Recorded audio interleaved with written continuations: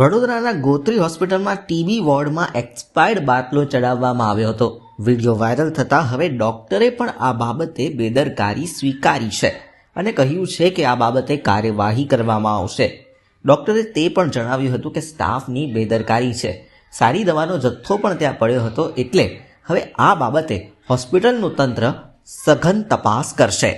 ये टीबी विभाग में था और इसको परमानेंट मैं डॉक्टर कटलाना आरएमओ गोत्री बोलना चाहता हूँ कि टीबी वार्ड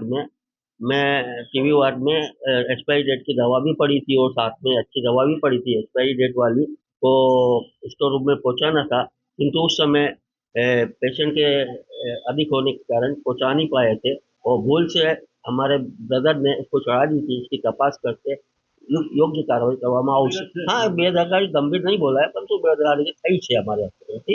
એક वो પેરાસિટામોલ છે, તે કોઈ નુકસાન નહીં થતો હોય. અત્યારે પેશન્ટ હાલ ફિલહાલ સ્ટેબલ છે. એની તપાસ કરીને ઉચિત કાર્યવાહી કરવામાં આવશે.